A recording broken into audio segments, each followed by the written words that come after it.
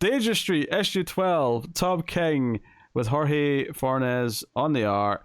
Final issue. Obviously, we've been building up to this for some time. Very excited to get to it this week.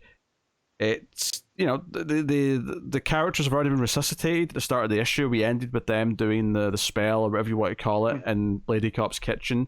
We've already had the showdown with Codename Assassin and Manhunter. So this very much is a lot of epilogue stuff by and large, but it starts off with the diamond arm. Well, the sword is now an arm again, which we saw at the end of last issue. And now at the start of this issue, it gets up like Thing from Addams Family and starts running away. Exactly what I thought. Yeah, skedaddles out of this plane, which is not flying, it's landed, of course. But eventually it goes back to Metamorpho and reconnects to him.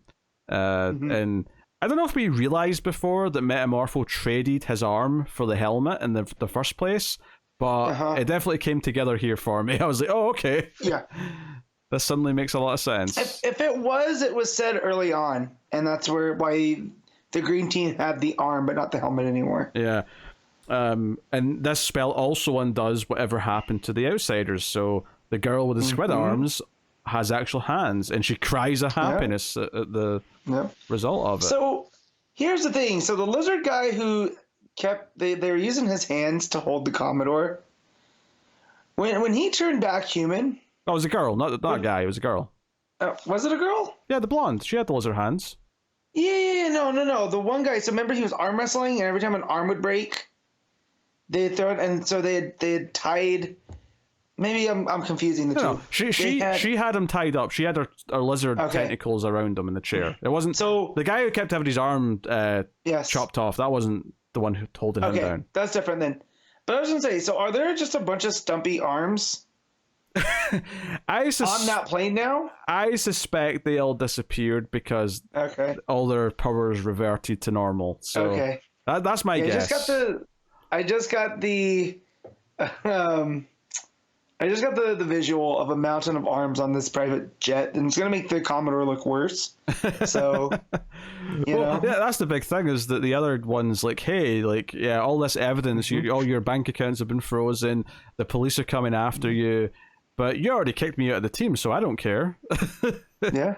So that's kind of, we even see that he's in jail at the end. So, but yeah, a big part of this issue, though, I think the crux of it is that basically Orion's telling Lady Cop that the kid that has the soul of Atlas in him has a duty now. He has to go and hold up the clouds, right? Or the world's going to end.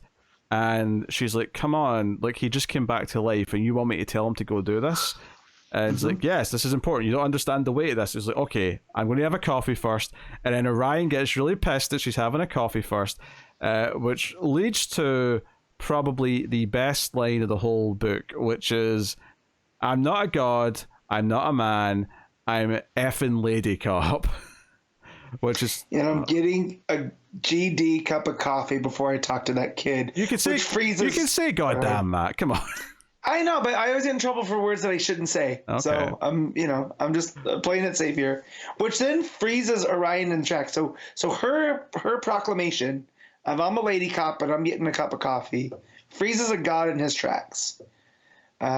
Which is a very, for someone that always believes Superman's not coming, right?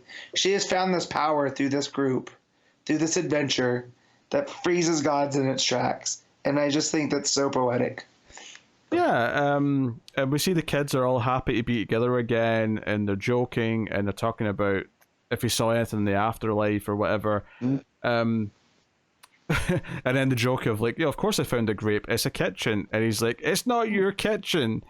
And they all just have a chuckle and a laugh. I want more of these kids, man. I love the dingbats. King has really hit pay dirt with these guys. Yeah, and Creeper's feeling down because he's not a superhero, he's just a celebrity, and basically Orion like picks him up and tries to get him to snap out of it. I've witnessed miracles, so screw fate, like come on, like the gods are real and they're us, so we should be worthy of our worship. It's like, no, it's talking about self-confidence, self-worth, all that stuff. Yeah, it's all good stuff. And just seeing like the payoff here, where basically Lady Cop takes the dingbats outside and explains what needs to happen now. That this kid needs to go and fulfill the duties of Atlas, and the dingbats start crying, and it's really sweet because they've spent this whole book trying to bring him back to life, and then Crunch just says, "What if we just go with him? What if we just stick together and go and do this?" It's like, what are we going to do? Take the PS5 and some comic books and just chill for all of eternity? It's like, well, it's better than Danger Street without, the rest of us. So it's kind of this. It's kind of just this sweet story of them wanting to stick together no matter what, even though they're going off to the end of the universe to do this really vague, like, thing. Hold up the sky. What does that even mean? I don't know. Like, how do you interpret that? And I like what Crunch says. He goes, Danger Street's okay, but it's not Danger Street that you guys. It's just, a street.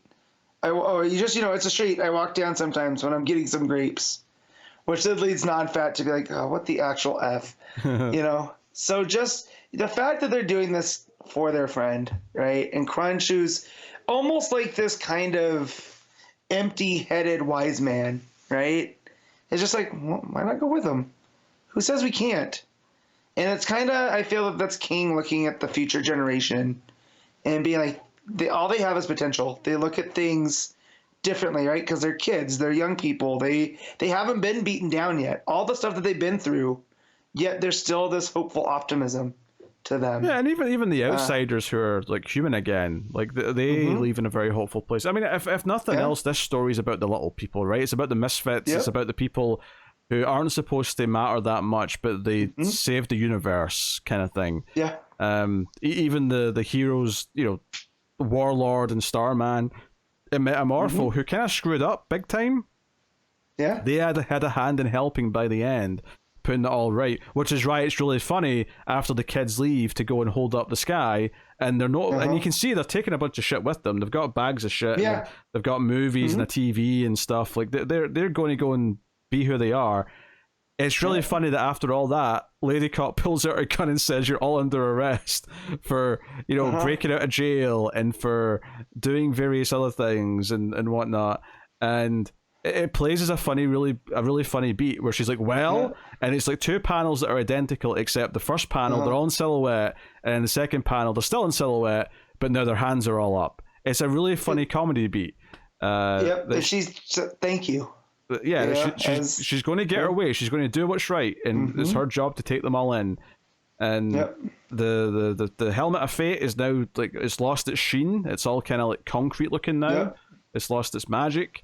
And Lady Cop tries to interrogate it and demand some answers. And this is when a mysterious character shows up and says that he's here on behalf of the Lords of Chaos. And he's like, "No, like you're not going to get any good answers out of this anyway. All it's going to do is tell you a fairy tale. It's going to say once upon a time in a kingdom." So it's almost like it's breaking the fourth wall here as this character saying this. And Lady Cop's just pissed because she wants the answers. And the story ends with this sort of cycle of like, things come back round. Now the outsiders are the kids driving the quad, going down the street, and Lady Cop's giving them a ticket because they shouldn't be driving it on the road. And basically when the kids question her, she's like, "Look, here's what I am. I'm just Lady Cop. I'm just the cop who's here to like set things right and maybe inspire the right people." And we get the 9-panel grid, the montage, if you will, of where all the characters are now, of Warlord and Starman, the Commodore's in prison, Jack Ryder seemingly is advancing his career. He's going to be a real journalist, right? He's not going to be doing the TV news. He's talking with Perry White. Yeah, it's Perry White. The Planet. And then you see the kid holding up the sky. Yeah. I mean, again, it's off panel. You just see some bright light coming down, but the implication is he's standing holding the sky up. He's doing his duty, and his friends are there, and the other two are sitting. It's Crunch and I forget the other guy with the glasses.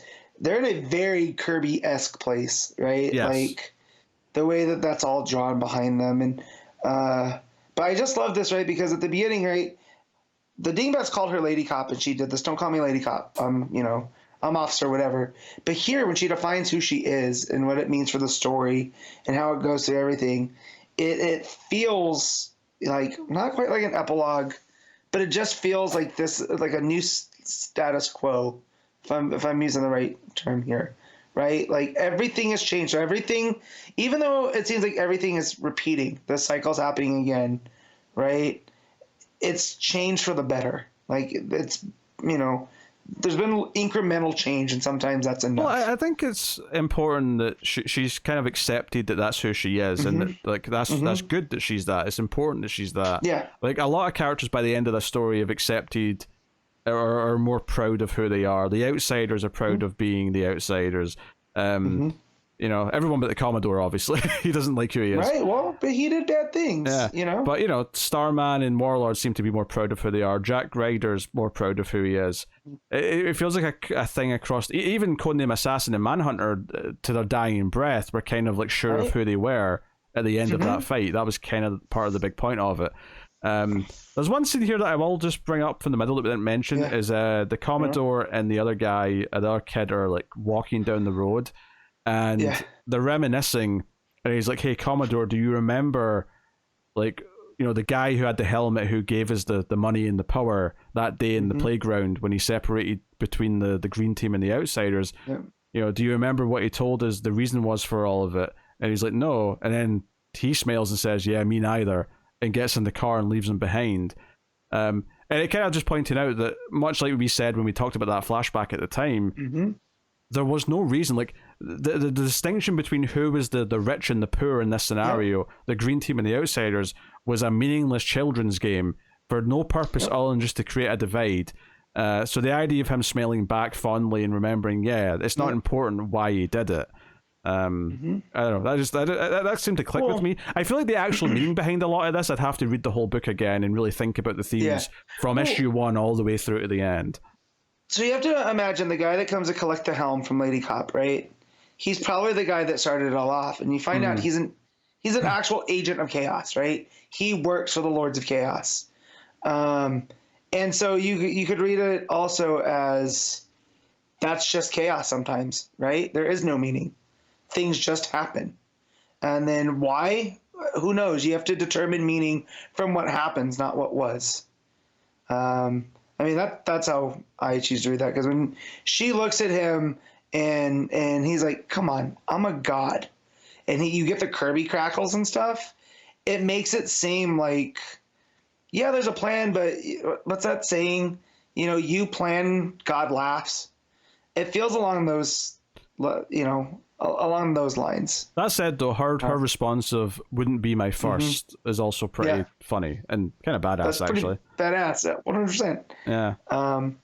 King has done this really cool where, like, I said I want more of the D-Max. I'd also love more of Lady Cop, right? Like, if they just pop up and these are the things, because over these 12 issues they've been so well defined as characters.